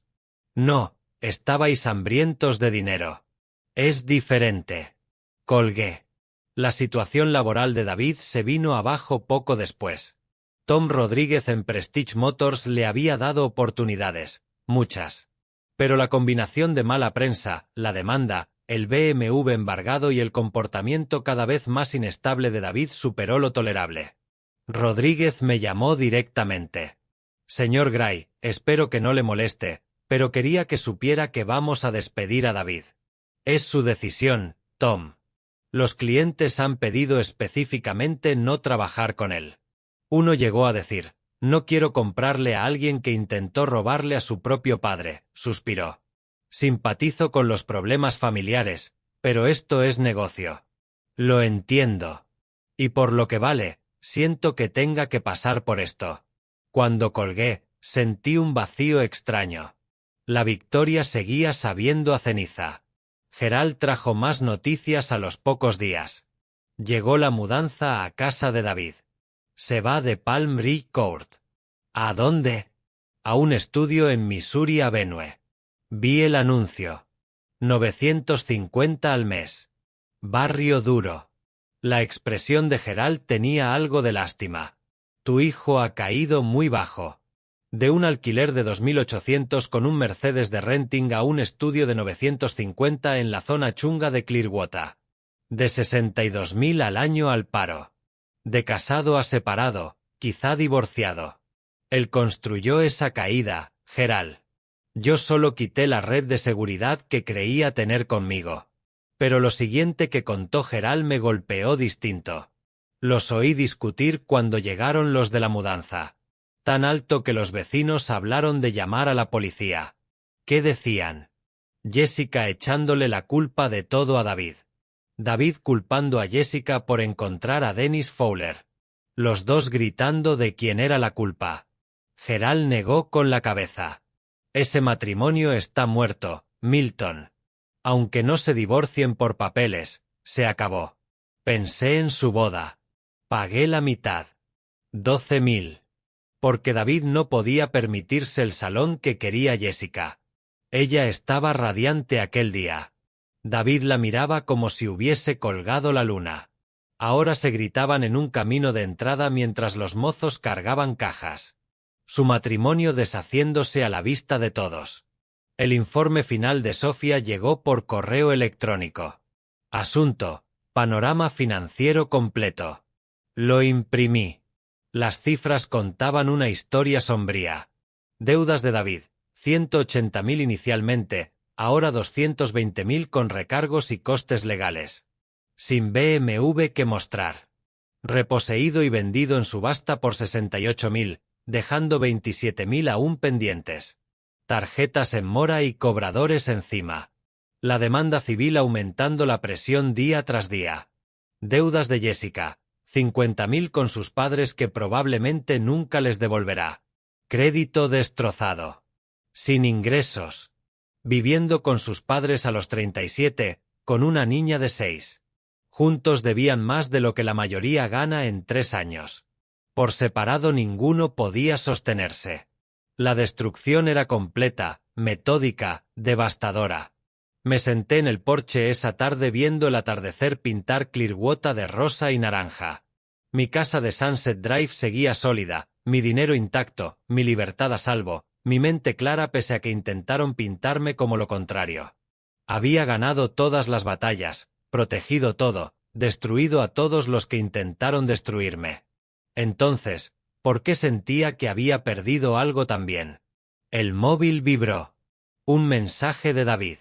¿Podemos hablar, por favor? Miré la pantalla largo rato. Mi hijo, roto y sin un centavo, tendiendo la mano. El niño al que enseñé a montar en bici. El hombre que planeó encerrarme y robarme la vida. Escribí una respuesta. La borré. Escribí otra. También la borré. Al final apagué el teléfono y me serví un trago. Algunas conversaciones podían esperar. Algunas heridas necesitaban sangrar un poco más. La guerra tenía bajas en ambos bandos. Yo solo era mejor ocultando las mías. Junio se fundió con julio con una humedad tan espesa que casi se masticaba. Ignoré los mensajes de David, 17 en 5 semanas, cada uno más desesperado que el anterior. Jessica dejó de llamar tras hacer el pago de restitución. Mujer lista, sabía cuándo había perdido. La invitación llegó un martes. Cartulina gruesa, escudo del estado de Florida en relieve. Casi la tiré con la publicidad. Señor Milton Gray, se le invita cordialmente a la ceremonia de reconocimiento a veteranos del 4 de julio en Clearwater Beach. El gobernador Ron Caldwell entregará el premio Héroe Comunitario. Se solicita su presencia a las 10 de la mañana. Ron Caldwell. No oía ese nombre desde hacía años.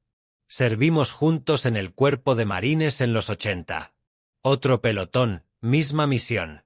Perdimos el contacto al licenciarse, aunque seguí su carrera política a distancia.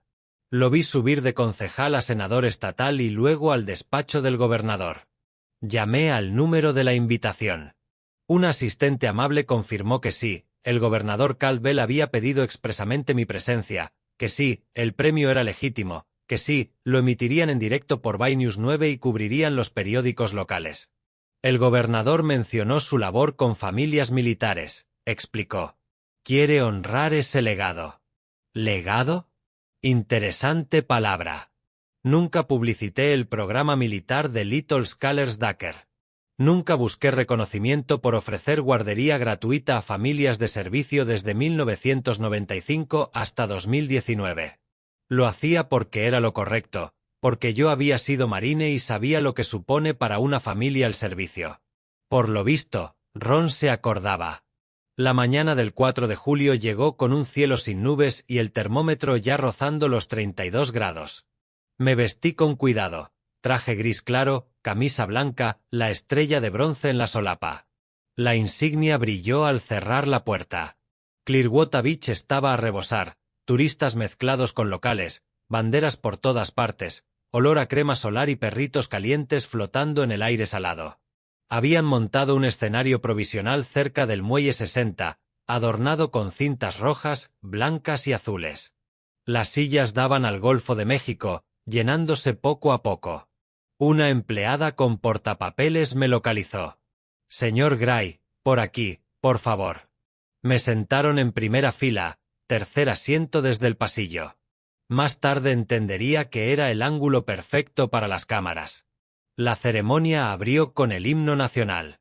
Un coro del instituto local cantó. El alcalde habló de servicio y sacrificio.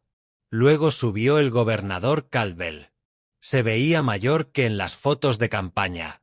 69 ahora, el pelo más plata que castaño, pero se movía como el marine que fue. Espalda recta, mirada firme, voz que llenaba el aire sin necesidad de micrófono. Hoy honramos a ciudadanos que encarnan los valores que celebramos en el Día de la Independencia, dijo, recorriendo el público con la vista. Servicio, sacrificio, comunidad. No son conceptos abstractos. Son decisiones reales de personas reales que marcan una diferencia real. Habló de varios premiados, un bombero que salvó a 3 niños de un incendio, una maestra que creó un programa de lectura en barrios olvidados, una enfermera que se ofrecía voluntaria en refugios. Luego pronunció mi nombre. Milton James Gray sirvió 15 años en la Infantería de Marina de los Estados Unidos, incluida una misión en Oriente Medio donde obtuvo la estrella de bronce por valor bajo fuego, dijo Caldwell, invitándome a subir. Pero su servicio no terminó al licenciarse. En 1995, Milton abrió Little Scholars Ducker con una misión, ofrecer cuidado infantil de calidad a familias trabajadoras, con servicio gratuito para personal militar. Caminé hacia el escenario. El público aplaudía. Los flashes estallaban. Caldwell me estrechó la mano y se inclinó. Me alegra verte, Milton. Veo que sigues en pie. Aquí seguimos, señor, respondí. Se volvió al micrófono. Conozco a este hombre en persona. Servimos juntos. Milton Gray es alguien que entiende que la libertad no es gratis y que una comunidad no se construye con gente que solo sabe tomar. Me entregó un diploma enmarcado y una medalla con cinta azul. Este es el Premio Héroe Comunitario de Florida. Se concede a ciudadanos que ejemplifican el servicio desinteresado. Milton, en nombre del Estado de Florida, gracias. Más aplausos. Más cámaras. Una periodista del Tampa Bay Times pidió una declaración. Fui breve. Es un honor recibir este reconocimiento. Agradecido por la oportunidad de servir. Las familias militares merecen nuestro apoyo. La ceremonia terminó con otro himno y un sobrevuelo de helicópteros de la Guardia Costera. La gente me felicitó al irse. Antiguos clientes de la guardería se acercaron con historias de cómo las plazas gratuitas les habían salvado durante despliegues, durante tiempos difíciles. Gerald me encontró cerca del aparcamiento. No sabía que eras un héroe de guerra, Milton. No soy un héroe. Solo hice mi trabajo. La estrella de bronce dice otra cosa, respondió. Agarró mi hombro con fuerza. Orgulloso de conocerte. Pero el impacto real llegó después. Bay News 9 emitió la ceremonia en su noticiero de la noche. El segmento duró 4 minutos, mostró el discurso de Caldwell, mi apretón de manos con el gobernador y algunos fragmentos de la entrevista. David y Jessica lo vieron. Lo sé porque la madre de Jessica me llamó esa misma noche desde Orlando. Señor Gray, soy Patricia Henderson, la madre de Jessica. Su voz sonaba tensa, profesional. Mi hija acaba de ver en las noticias la ceremonia donde recibió su premio. Ah, ¿sí? No tenía idea de su servicio militar ni de su conexión con el gobernador ni del alcance de su trabajo benéfico. Hubo una larga pausa. Está aquí sentada llorando. Dice que nunca supo quién era usted realmente. Nunca preguntó. Patricia, entiendo por qué hicieron lo que hicieron después de todo lo que pasó. La voz de Patricia se suavizó un poco, pero mi nieta vio a su abuelo en la televisión recibiendo un premio como héroe y no entiende por qué no se le permite verlo. Eso me golpeó más fuerte de lo que esperaba. Chloe, la inocente Chloe, viendo a su abuelo recibir premios mientras vivía en el exilio porque sus padres eran criminales. Lo consideraré, dije con cuidado. Pero aún no. Lo entiendo. Patricia colgó. Los mensajes de David llegaron minutos después. ¿Por qué nunca me dijiste lo de la estrella de bronce? ¿Lo de servir con el gobernador? ¿Lo de todo? Miré el mensaje. Demasiadas respuestas posibles. Elegí la más simple. Nunca te interesó quién era yo. Solo te interesó lo que tenía. 2 días después de la ceremonia, Amanda Foster se me acercó en Brew Theory Coffee Shop. La hija periodista de Gerald. 34. Mirada aguda, cuaderno siempre listo. Señor Gray, quiero entrevistarlo para un artículo que estoy escribiendo. Se sentó frente a mí. Trata sobre el abuso a mayores a través de tutelas fraudulentas. Un caso reciente y de alto perfil aquí en Clearwater ha puesto el tema sobre la mesa. Caso reciente y de alto perfil, repetí con sequedad. Amanda sonrió levemente. Papá me contó un poco. Dijo que usted podría aportar perspectivas importantes. Abrió su cuaderno. No usaré nombres, pero quiero contar la historia. Cómo funcionan estos fraudes, cómo apuntan a veteranos y ancianos, cómo a veces la familia se convierte en depredadora. ¿Por qué yo? Porque usted luchó y ganó. La mayoría no lo logra. La mayoría termina en residencias, con sus bienes drenados, familias destruidas. Su expresión se endureció. Quiero que la gente entienda que no es algo raro. Es sistemático. Y le pasa a gente como usted, veteranos condecorados, empresarios exitosos, mentes lúcidas en cuerpos envejecidos. Acepté la entrevista. Pasé 2 horas explicando cómo operan estos fraudes sin mencionar directamente a David o a Jessica. Los hechos eran lo bastante específicos para que cualquiera que siguiera las noticias locales uniera los puntos. El artículo salió en Tampa Bay Times el 15 de julio, en la portada de la sección Metro. Cuando la familia se convierte en enemiga, la lucha de un veterano contra el fraude de tutela. Amanda había hecho los deberes. El artículo explicaba las leyes de tutela en Florida, citaba estadísticas de abuso, Incluía entrevistas con abogados y defensores. Mi historia lo atravesaba todo, anónima, pero imposible de confundir. Receptor de la estrella de bronce, empresario exitoso, hijo con deudas enormes, abogado con historial de fraude, diagnóstico médico comprado por $15.000. El artículo mencionaba la ceremonia del 4 de julio sin nombrarme directamente, pero la coincidencia temporal lo hacía evidente. Clearwater no era tan grande. La noticia se propagó rápido, como fuego en hierba seca. Gerald relataba las reacciones con la energía gozosa de alguien que disfruta viendo cómo la justicia alcanza a quien la merece. Los Henderson ya no le hablan a tu hijo si lo ven en el Publix. Los Johnson cruzan la calle para evitarlo en el centro. Rita Patterson le dijo a todo el mundo en el centro comunitario que David Gray es persona non grata en la sociedad civilizada. A Jessica le fue peor. Intentó volver a Clearwater para buscar trabajo, tiendas, administración, lo que fuera para empezar de cero. Pero los empleadores buscaban su nombre en Google, encontraban los artículos y ponían excusas de puestos ya cubiertos. Aplicó en Target, en Gulf to Bay Boulevard. Gerald contó que el encargado le dijo directamente: «Aquí no contratamos a gente que roba a su familia». La crueldad casual de los juicios de un pueblo pequeño podía ser devastadora. Y lo era. David dejó otro buzón de voz. Su voz sonaba hueca. «Papá, lo entiendo. Tú ganaste. Nosotros perdimos. Todo el pueblo sabe que somos basura. Los padres de Jessica no quieren verme. Vivo en un estudio de $900 repartiendo pizzas para DoorDash. Nos destruiste por completo». Una pausa, respiración agitada. «Me lo merezco. Lo sé. Pero al verte en la tele, al escuchar al gobernador hablar de tu servicio, al descubrir que nunca conocí realmente a mi padre, que solo vi tu dinero, eso sí es culpa mía». Lo escuché 3 veces. Sentí nada más que una satisfacción fría mezclada con algo incómodo y parecido a la tristeza.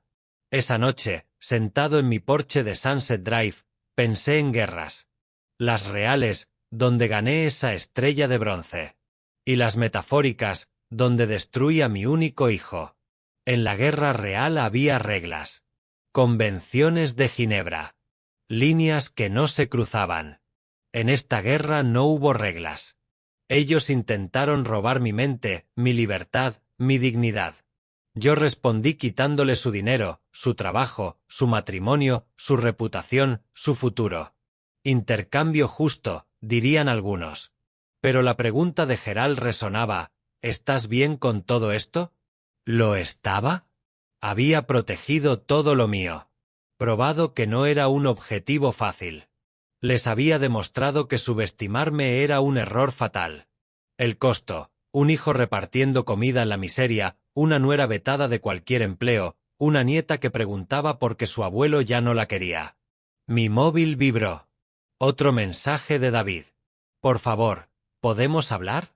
Apagué el teléfono y observé cómo el sol se hundía sobre la bahía, tiñendo el cielo de un rojo demasiado parecido a la sangre. La desesperación vuelve estúpida a la gente. David lo demostró 3 semanas después de la ceremonia, cuando Lawrence recibió un escrito legal que lo hizo reír en voz alta por teléfono. «Te están contrademandando». Dejé mi café. ¿En qué se basan? Difamación y acusación maliciosa. 200.000. Oí papeles pasarse. Afirman que orquestaste toda la situación para destruir la reputación de tu hijo. Dicen que usaste tus conexiones, mencionan al gobernador, para manipular el sistema judicial. Absurdo. Y desesperado. Contrataron a Christopher Kahn, un abogado mediocre que toma casos que otros no tocan. La voz de Lawrence llevaba diversión. David y Jessica pidieron dinero prestado a amigos para pagar su anticipo de 5.000. Este es su último intento. ¿Pueden ganar? Milton, no tienen caso. 0. Ellos iniciaron el fraude de tutela. Ellos falsificaron firmas. Ellos mintieron en la corte. Nosotros solo nos defendimos con hechos. Hizo una pausa. Kahn probablemente sabe que es imposible, pero les tomó el dinero igual. La contrademanda llegó 2 días después por correo certificado. 15 páginas de lenguaje legal intentando pintarlos a ellos como las víctimas de mi manipulación. Afirmaban que yo había destruido sus vidas deliberadamente, que había usado el sistema para vengarme. Leerlo era surrealista. Ellos intentaron declararme loco. Y ahora decían que el agresor era yo. Gerald lo encontró divertidísimo. Están diciendo que tú eres el malo, el hombre al que intentaron robar. Negó con la cabeza. Eso es tener huevos. Es tener estupidez, lo corregí. Pero que lo intenten. La vista se fijó para mediados de agosto. Lawrence preparó nuestra respuesta con el entusiasmo de quien disfruta aplastando argumentos ridículamente falsos. Trajo de nuevo a Rachel, la especialista en fraude que había ayudado a destruir a Fowler. Christopher Khan llegó al juzgado con pinta incómoda. 50 y pocos, traje arrugado, maletín viejo. Me dio la mano antes de entrar. Señor Gray, esto no es personal. Claro que lo es, respondí. Son $5.000 personales. Su expresión tembló. Estoy representando a mis clientes. Entonces deberías haberles aconsejado no presentar esto. Dentro de la sala, David y Jessica estaban rígidos como estatuas. Esta era su última esperanza. Habían pedido dinero prestado para pagar al abogado. No podían costear perder. No podían ganar. La desesperación se palpaba. El juez Robert Morrison presidía. Diferente del primero, pero había leído el expediente. Su cara ya lo decía todo. El alegato de Khan intentó pintarme como un padre vengativo con conexiones políticas. Su hijo intentó, aunque de forma equivocada, abordar preocupaciones legítimas sobre su bienestar, dijo. Y usted usó esas conexiones para destruirlo. Citó los artículos del periódico, el rechazo del pueblo, el despido, todo para presentar a David como víctima. La actuación fue aceptable. El juez giró hacia Lawrence. Señor Bennett. Lawrence se levantó. Rachel también.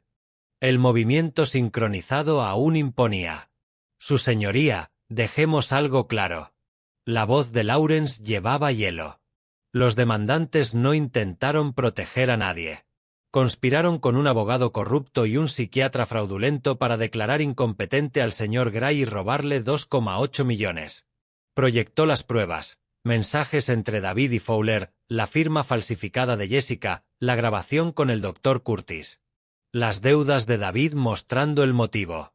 Todo mostraba intención, planificación, fraude. Lawrence se volvió hacia ellos. No cometieron errores, su señoría. Cometieron delitos. Khan intentó hablar. Su señoría, mis clientes sufrían estrés financiero. El estrés financiero no justifica el fraude, replicó el juez con dureza. Continúe, señor Bennett. Los demandantes afirman que el señor Gray manipuló el sistema. En realidad, solo se defendió. Mostró los documentos del fideicomiso. Lo creó siendo plenamente competente. Reunió pruebas. Denunció los delitos. Nada impropio. Rachel añadió. El Estatuto 825.13 de Florida habla de explotación a mayores. Ellos violaron ese estatuto. La respuesta del señor Gray no fue venganza. Fue justicia. Khan parecía querer desaparecer. David miraba la mesa. Jessica temblaba. El juez Morrison se quitó las gafas. Señor Khan, sus clientes intentaron defraudar a un veterano anciano mediante una tutela fraudulenta. Y ahora dicen que él es el villano por defenderse. Su señoría, están dispuestos a disculparse. No me importa que estén dispuestos. La expresión del juez era hielo puro. Esta contrademanda es frívola. Peor aún, es ofensiva. Sus clientes cometieron fraude documentado y ahora hacen perder tiempo al tribunal con esta fantasía. El mazo golpeó. Contrademanda desestimada. Además, otorgo al señor Gray 15.000 adicionales por los costos de defenderse de este sinsentido. Caín bajó los hombros. David palideció. Jessica soltó un sollozo. Fin de la sesión. Afuera, Khan se me acercó. Señor Gray, lamento haber hecho perder su tiempo. Su abogado tenía razón. No debía aceptar el caso. Pero aceptaste su dinero. Sí. Bajó la mirada. Para lo que valga, hoy aprendieron una lección cara sobre saber cuándo parar. Salieron minutos después. El rímel de Jessica volvía a correr en ríos negros. David parecía un fantasma. 515.000, chilló ella. Te debemos 515.000 ahora. ¿Cómo se supone que? Cállate, respondió David, muerto por dentro. No me digas que me calle. Esto fue idea tuya. Tu padre, tu plan estúpido. ¿Mío? David explotó. Tú encontraste a Fowler. Tú insististe. Tú dijiste que funcionaría. Porque tú dijiste que tu padre era un pusilánime. Dijiste que nunca pelearía. La voz de Jessica rebotó por los pasillos. Dijiste que era solo un viejo con dinero. Yo no sabía que era un héroe de guerra con el número personal del gobernador. La compostura de David se rompió. ¿Cómo iba a saberlo? Tal vez preguntando. Tal vez interesándote por quién era tu padre en vez de lo que tenía. La pelea continuó camino del parking, atrayendo miradas. Lawrence tocó mi codo. Vámonos. El cheque llegó 10 días después. 515.000. Sentado en mi cocina con él en la mano, no sentí ni una brizna de victoria. David no tenía 500.000. Jessica tampoco. Era una victoria moral solamente. Abrí un cajón y saqué una foto antigua. David, con 7 años, sonrisa chueca, sosteniendo un pez que habíamos pescado en Fort de Soto. Estaba tan orgulloso. Yo le había ayudado a recogerlo. Lo vi iluminarse. Lo atrapé, papá. ¿Lo viste? Lo vi. Estuve allí en ese y en miles de momentos. Primeros pasos, primer día de colegio, graduación, su boda. ¿Dónde se había ido ese niño? ¿En qué momento el hombre que me abrazó en Harbour Lights se convirtió en quien intentó robar mi libertad? Más importante, ¿en qué momento decidí que la respuesta apropiada era destruirlo por completo? Gerald me encontró en el porche esa tarde. Me dijeron que se desestimó la contrademanda. Y que añadieron 15.000 más. Bien. Gerald se sentó. Aunque debo decirlo, Milton, fuiste minucioso. David está en paro, viviendo en un estudio, ahogado en deudas, su esposa lo dejó. Jessica está vetada laboralmente. Su matrimonio se acabó. Sus reputaciones están destruidas. Ellos intentaron destruirme primero. Sí. Pero no estás celebrando. Estás solo, con fotos viejas. ¿Estás bien? ¿Lo estaba? Había ganado, protegido mis bienes, demostrado mi competencia, todo lo que me propuse. Pero la victoria sabía a ceniza. La foto mostraba a un niño que me quería. Ese niño ya no existía. El hombre que lo reemplazó estaba roto. Y yo lo rompí más. Estoy bien, dije. Él no me creyó. Yo tampoco. Esa noche, el número de David apareció. Casi no respondí. Hola, papá. Su voz estaba rota. No llamo para discutir. Ni para pedir dinero. Solo necesito que sepas que lo entiendo. Entiendo lo que intenté hacer. Y entiendo por qué tú hiciste lo que hiciste. Una pausa larga. Me merezco todo.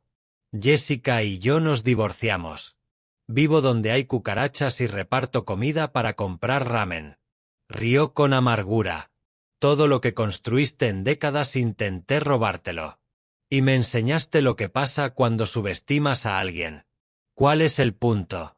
Solo esto. Ganaste completamente. No me queda nada que quitarme. Nada que pelear. No tengo a dónde caer. Su voz se quebró. Ojalá eso te dé paz. Colgó antes de que respondiera. Me quedé en el silencio de mi casa llena de todo lo que protegí, preguntándome por qué la paz estaba tan lejos. Agosto se convirtió en septiembre con un calor que no cedía. La casa se sentía más grande de lo que era. Habitaciones vacías acumulaban polvo. Mi Victoria me había dado seguridad y soledad por igual. Gerald venía más seguido. Me vigilaba, decía, asegurándose de que no me volviera un ermitaño. Has estado sentado en este porche casi cada tarde 2 semanas seguidas, observó. Misma silla, misma mirada, mismo vacío. Estoy bien. No lo estás. Se inclinó. Ganaste, Milton. Protegiste todo, expusiste el fraude. ¿Por qué pareces haber perdido? No respondí enseguida. Un pelícano se zambulló sin éxito. Lo intentó otra vez. Pienso en algo que le dije a David cuando tenía 14 años. Lo metieron en problemas por copiar en un examen. Lo senté y le dije, las acciones tienen consecuencias. El carácter importa más que los atajos. Sonó como buena paternidad. Él me dijo, lo entiendo, papá. No te decepcionaré. Apreté mi taza. Le creí. Pensé que había criado a alguien con integridad. Gerald estaba callado. Ahora vive en un estudio de 950, repartiendo comida para sobrevivir, ahogado en deudas. Lo destruí. Método, precisión. Destrucción total. Él intentó destruirte. Lo sé. Eso lo hace más complicado. Dejé la taza. La justicia dice que merecía consecuencias. Pero Gerald, yo no solo entregué consecuencias. Entregué aniquilación. Podía haberme detenido al proteger mis bienes.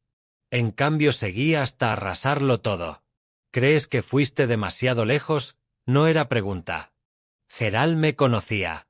Creo, dije lento, que entre defenderme y destruirlo me convertí en alguien a quien no habría respetado hace 30 años. Los papeles de divorcio llegaron al estudio de David un martes. Lo supe porque me llamó desde el parking del tribunal. Ya es oficial. Jessica y yo terminamos. Diferencias irreconciliables. Rió sin humor. Así llaman a que tu matrimonio explote porque intentaste robarle a tu padre. David, se fue hace una semana. Tomó a Chloe. Tengo visitas supervisadas 2 veces al mes si puedo pagar la gasolina. Respiraba con dificultad. Tengo 39 años, papá. Divorciado, en paro, viviendo en un sitio donde la ducha no traga y el vecino vende droga. Esto es lo que construí. ¿Qué quieres que diga? Nada. No hay nada que decir. Una pausa larga. Solo pensé que debía saberlo. La familia que criaste está oficialmente muerta. Ganaste. Colgó. Gerald trajo noticias 2 días después. Vi a tu hijo repartiendo en Cleveland Street. Uniforme de DoorDash, bolsa térmica. Negó con la cabeza. Se le veía mal, Milton. Muy mal. ¿Cómo de mal? Delgado, ojeroso, manejando un Corolla destartalado. Parecía un hombre rendido. Lo pensé. David llevando pad thai a desconocidos, ganando quizá 1.800 al mes si trabajaba 70 horas semanales, apenas llegando a fin de mes, aplastado por deudas impagables. Se lo ganó, dije, pero sonó vacío. ¿Y se lo ganó? Replicó Gerald. Se ganó consecuencias. ¿Se ganó destrucción? Hay diferencia entre justicia y venganza. La justicia restaura equilibrio. La venganza solo crea más ruina. Antes de responder sonó mi teléfono. Número de Orlando. Casi no contesté.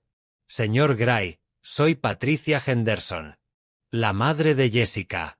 Ya hablamos una vez. Recuerdo. Llamo por Chloe, dijo con cuidado. Ella está teniendo dificultades. Pregunta por usted constantemente.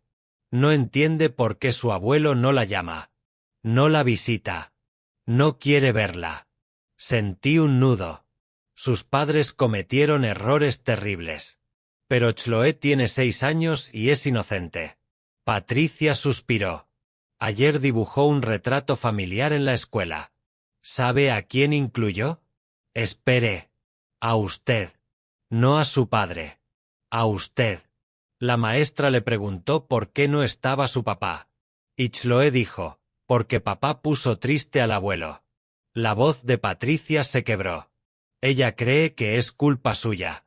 Que si hubiera sido mejor, usted no se habría ido. Las palabras dolieron de verdad. Chloe, inocente Chloe atrapada en medio. ¿Puedo hablar con ella? Está en la escuela. Pero puede llamarla esta noche. O puede venir a verla. Ella lo adoraría. Tras colgar, me quedé quieto en el porche. La tarde se alargó silenciosa. Gerald se había ido, dejándome espacio. Pasé meses construyendo la venganza perfecta, protegiendo mis bienes, exponiendo su fraude, destruyendo su reputación, bancarrotándolos, ganando todas las batallas. Pero Chloe era daño colateral. Inocente. Una niña que extrañaba a su abuelo y que no entendía nada. Esa noche sonó mi móvil. Era Patricia. Abuelo. La voz de Chloe era pequeña. Hola, cariño. ¿Por qué ya no vienes a verme? ¿Hice algo malo? La pregunta cortó más profundo que cualquier audiencia judicial. No, Chloe. No hiciste nada malo. Eres perfecta. Entonces, ¿por qué no me quieres? Se me cerró el pecho. Te quiero muchísimo. Entonces, ¿por qué te fuiste? Empezó a llorar. Mamá y papá pelean. Papá ya no vive aquí. Tú no llamas. Te echo mucho de menos. Cerré los ojos. La vi con 3 años, riendo en los columpios. Con 4, ayudando a regar mis plantas. Con 5, enseñándome sus dibujos. Con 6, atrapada entre adultos rotos. Chloe, escúchame. Nada de esto es tu culpa. Nada. Los adultos cometieron errores. Pero sigo siendo tu abuelo. Y te sigo queriendo. ¿De verdad? ¿De verdad? ¿Y vas a venir? Miré mi casa de Sunset Drive. La fortaleza que defendí.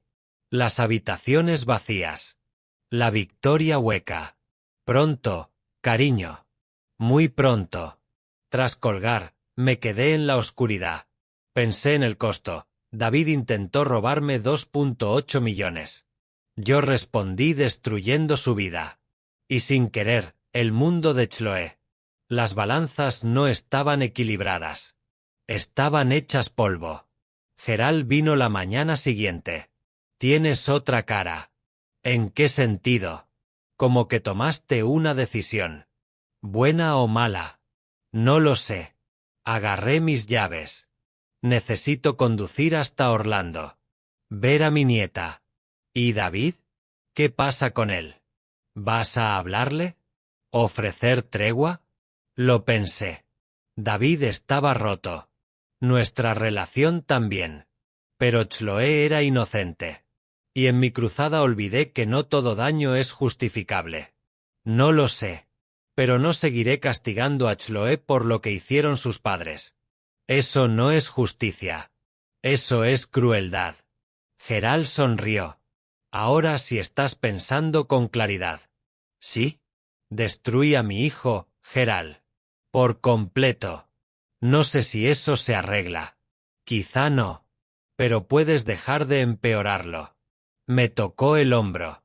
Justicia fue protegerte. Todo lo que vino después fue venganza. La pregunta es si estás listo para parar. Pensé en el mensaje de David, en su voz rota, en su mea culpa. Pensé en Jessica, estudiando y empezando de cero. Pensé en Chloe, que solo quería a su abuelo. Defendí lo mío, dije. Pero perdí lo que importaba. ¿Y ahora? Ahora intento ver si queda algo que salvar. Empecé por mi nieta. Lo demás, ya se verá. Gerald me vio arrancar el camión. Milton. Bajé la ventanilla. La venganza es fácil. El perdón es difícil. Y solo una de las dos te deja dormir tranquilo. El viaje a Orlando tomó 1 hora y media. Pasé los minutos preguntándome si había ido demasiado lejos. Patricia abrió.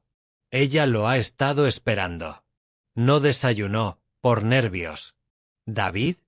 No sabe que viene. Jessica habló con él.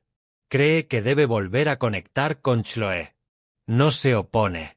Creo que está demasiado roto para luchar. Antes de responder, unos pasos rápidos tronaron por el pasillo. ¡Abuelo! Chloe chocó contra mis piernas con la fuerza de 6 años de añoranza. La cargué. Sus bracitos alrededor de mi cuello hicieron que algo en mi pecho se aflojara por primera vez en meses. Te extrañé tanto, susurró. Yo también te extrañé, cariño. ¿Te vas a ir otra vez? Pensé en mi casa vacía, en mi victoria amarga. No, Chloe. No voy a irme. Pasamos la tarde entre cuentos y colores. Me mostró su cuarto, sus juguetes, sus trabajos del cole. Fuimos a dar de comer a los patos. Me tomó la mano. Habló de todo y de nada. Al atardecer, Patricia me llevó aparte. Ella necesitaba esto. Gracias por venir. Debí venir antes. Estabas herido, furioso. Era válido. Pero castigar a David también la castigaba a ella. Espero que ahora lo veas. Lo vi demasiado claro. De regreso a casa llamé a Lawrence. La demanda civil. ¿Qué debemos hacer para llegar a un acuerdo? Milton. Quiero saber mis opciones. ¿Puede reducirse el fallo? Silencio. Sí. ¿Pero por qué? Porque Chloe no debe crecer sabiendo que destruye a sus padres. Hay diferencia entre justicia y aniquilación. La aprendí 6 meses tarde. ¿Qué propones? No sé. Pero la guerra debe terminar antes de que no quede nada. Lawrence redactó la propuesta 3 días después. La lluvia golpeaba los ventanales de la sala de conferencias cuando Catherine Ross dejó mi solicitud de ascenso sobre la mesa sin siquiera abrirla del todo. 7 años de semanas de 60 horas, cenas perdidas con mi hijo y fines de semana enteros en la oficina reducidos a un montón de papeles que apenas miró. Calvin, valoro tu dedicación, dijo ajustándose las gafas, pero después de revisar tu solicitud no creo que estés listo para la dirección senior. Tus métodos son un poco tradicionales, quizá deberíamos revisarlo en 1 o 2 años. Tradicional, la palabra quedó suspendida en el aire como una bofetada. Soy Calvin Pierce, 48 años, y acababan de decirme que 25 años de experiencia no bastaban, y ese golpe que no puedes mostrar por dentro me estaba atravesando mientras mantenía la expresión neutra, el mismo rostro imperturbable que había perfeccionado en reuniones corporativas. Lo entiendo, gracias por la valoración, respondí con una voz más firme de lo que sentía. Bien, me alegra que estemos alineados, dijo Catherine mientras ya revisaba el móvil como si mi retroceso profesional fuera solo otro ítem que tachar. La propuesta de Patterson Industries necesita tu atención hoy. Piden un desglose de costes antes de firmar. Recogí mis cosas mientras ella tecleaba correos, mis 7 años de entrega ya olvidados, y al pasar por delante del despacho de la esquina que debería haber sido mío, el del ventanal y la placa con mi nombre, algo hizo clic dentro de mí. Déjame retroceder y contarte cómo llegué hasta aquí. Cuando entré en Phoenix Dynamics hace 7 años, tenía 41 y acababa de salir de un divorcio complicado. Mi exmujer Rebecca y yo compartíamos la custodia de nuestro hijo Nicholas, que tenía 7 años, y yo necesitaba estabilidad, buenos beneficios y una oportunidad para reconstruirme. Pero lo que encontré fue un desastre absoluto. El departamento de operaciones se caía a pedazos. El gerente anterior, un tal Rodríguez muy prometedor, había dimitido tras una bronca monumental con la empresa y se había llevado todo el conocimiento interno, sin procedimientos, sin documentación, contraseñas perdidas, clientes a punto de marcharse y nadie sabía cómo arreglar nada. Mi primer día encontré 3 emergencias que deberían haber sido rutinas básicas. La cuenta Patterson estaba a punto de irse porque nadie entendía sus requisitos de facturación personalizada. Nuestro proveedor principal retenía envíos porque alguien había estropeado los protocolos de pago y el equipo de cumplimiento estaba en crisis porque faltaban los informes trimestrales. Así que me remangué y me puse a trabajar. Pasé 4 meses quedándome hasta medianoche, reconstruyendo cada proceso desde cero, recuperando clientes llamada a llamada y creando manuales detallados de operaciones para todo, codificados por colores, indexados y cruzados hasta el último detalle. ¿Y sabes qué tiene gracia?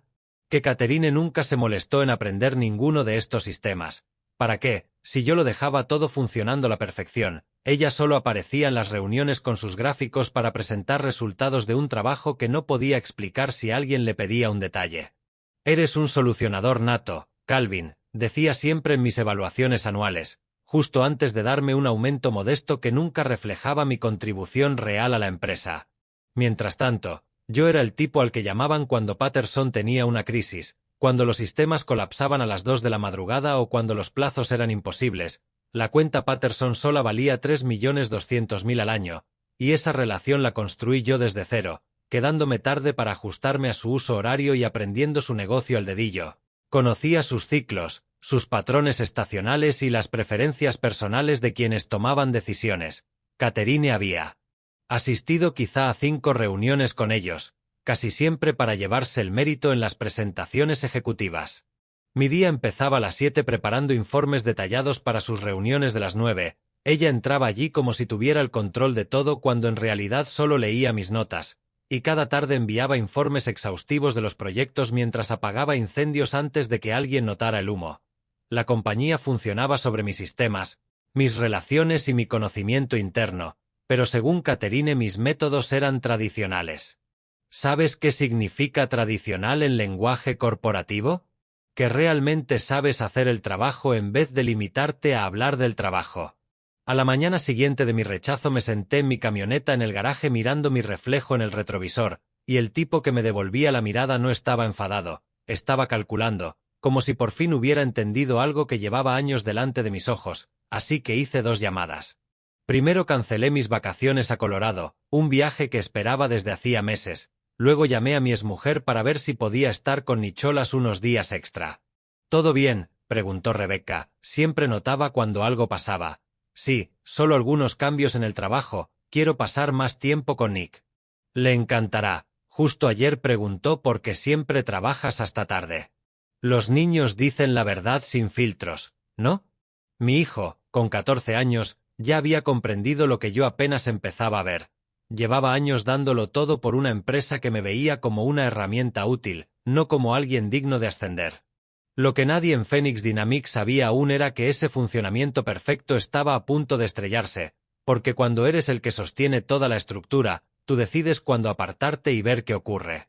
A la mañana siguiente tomé una decisión que lo cambió todo. En lugar de llegar a las 7 como siempre, aparecí a las 9 en punto, ni un minuto antes, sin informes previos, sin resolver problemas antes de que estallaran. Por primera vez en 7 años iba a hacer solo lo que decía mi contrato, ni más ni menos. Veamos cuán tradicional les parecía eso. Me senté a las 9 exactas y hice algo que no hacía en 7 años. Mirar mi correo personal, luego ordené mi escritorio con calma, y cuando abrí mi primer correo de trabajo ya eran las 9:15. El cambio fue inmediato. Normalmente Catherine tenía su informe listo a las 8:30 con todo lo ocurrido durante la noche, prioridades y acciones recomendadas, pero ese día entraba en su reunión de las 9 sin nada. A las 9:05 mi móvil empezó a sonar. Calvin, ¿dónde está la actualización de Patterson? Era Mónica, la asistente de Catherine, medio histérica. Buenos días, Mónica, ¿qué actualización? La que siempre tienes lista a esta hora. Catherine presenta ante los ejecutivos en 10 minutos. No recibí ninguna solicitud específica para hoy, respondí cordial, pero puedo ayudar si me envía los puntos que necesita. Silencio. Ella asumió que la tendrías como siempre. Empecé a dar clases de educación financiera en el centro comunitario. Resultó que tenía más habilidades que defender bienes. David envió una foto a principios de octubre. El Ichloé en un campo de calabazas. Ambos sonriendo. Él parecía más sano. Ella feliz.